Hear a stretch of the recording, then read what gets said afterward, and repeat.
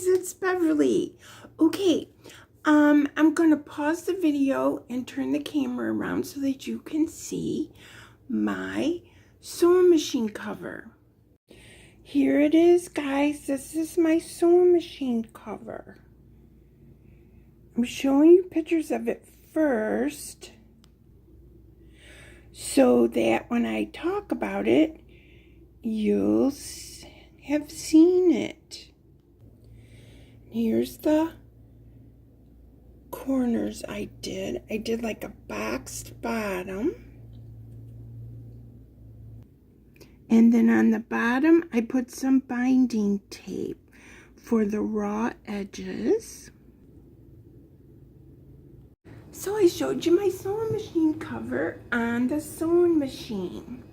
So what I did is this fabric is actually Singer brand fabric, and they sell it at Joann's but not in the store.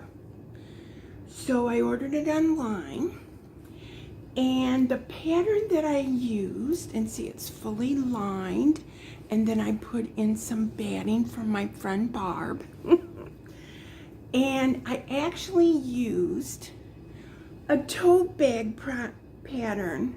Can you guys believe it? It's a tote bag. All it needs is handles. The sewing machines are upside down when it is a tote bag. But that's the pattern I used, was a tote bag pattern. And I will link the pattern below. Now, so my friend Barb, I mention her ever so often, I had made a tote bag. I made this tote bag, you guys. And if you hadn't seen it, I did show it on my Facebook page. And see, there's the boxed bottom. And I had showed Barb this tote bag I made. I used a pattern off of YouTube, which I'm going to link below. And the woman explained how to make this wonderful tote bag. And I saved the video and I made a tote bag. So Barb had seen the tote bag and she said to me, why don't you make your sewing machine cover in the tote bag pattern? Because all the ones I was looking on, you know, the internet, they tell you to do the over part and then they tell you to do the ends, you know, and so then you sew it around and all that stuff. And I thought that was a wonderful idea. So basically this is reversible, okay? And I just thought that was a wonderful idea because here I was making it in my mind, you know. If you get any projects in your mind at night when you try to sleep, I said, enough, I'm gonna make it. So basically what this is an upside down tote bag. And you saw how good it fit my sewing machine. And I like my new sewing machine. I just saw a place here that I'm gonna have to tack. So I want to, it came that raw edge from the binding, so I may have to just sew right there. So anyway, but that's what I did, was I took this lady's wonderful tote bag pattern, I made it as a sewing machine cover. Now this fabric came with the sewing machines. It was a yard of fabric, all in the same direction.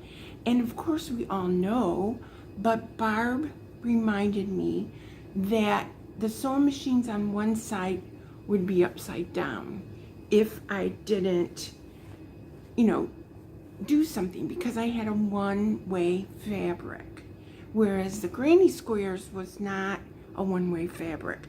So what I did was I cut it in half, okay, across, and then I made a seam and I sewed it together so that the sewing machines are on going the right direction. So that's how I handled that.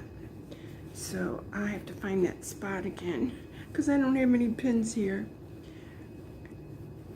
So anyway, so that's how I made my tote bag.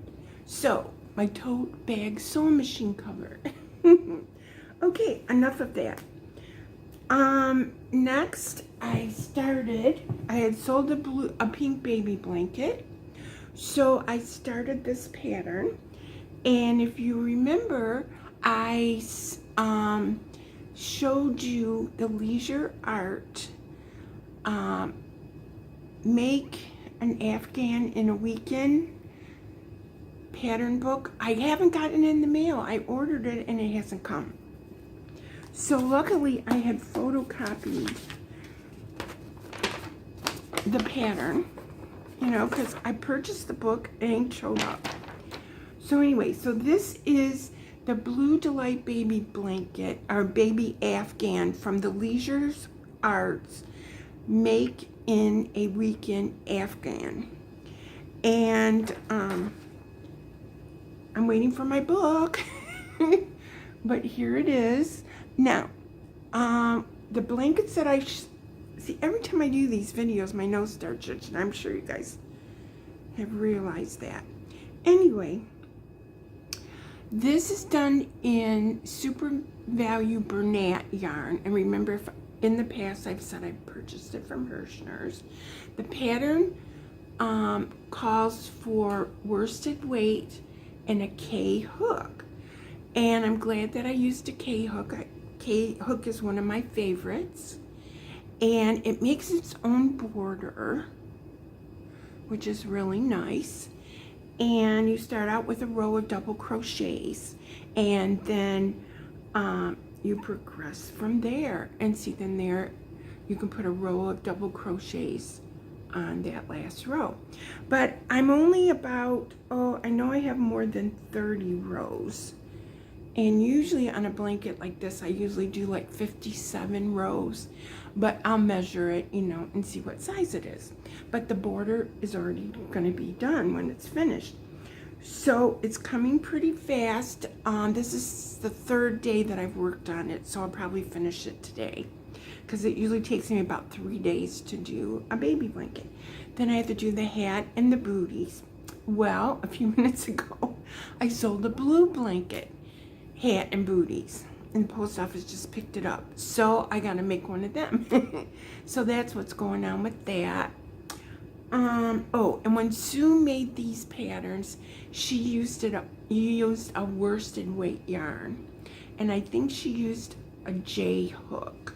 But really, the size of the hook and the yarn is up to you, because this pattern works great with whatever size yarn that you use. And if you can get your hands on that book, I would be showing it right now. But it says that the post office took it from Indianapolis to Ohio to Orlando, and it's been sitting there for days, and there's no update. So anyway, but that's what's going on here. Next, I'll be making a blue one when I get this one finished. I wanted to show you my sewing machine cover, and you need to make a sewing machine cover, keep the dust off your sewing machine. Make a tote bag for it. Just measure your sewing machine and modify according to the directions that the lady gives you. She does it real straightforward. It's all straight seams, and she shows you how to use the fabric to make handles. Now on my tote bag, I had some of this leftover, you know, strapping, so I just went ahead, and so because I didn't cut ties out of my fabric, my tote bag is deeper. So what she has you do is cut off so many inches, and she shows you how to make handles. And so your handles for your tote bag would be out of the same fabric as your tote bag. But she's an experienced seamstress. She's experienced. And I just built my soda. So I gotta go, you guys. Talk to you later. Love you. Bye.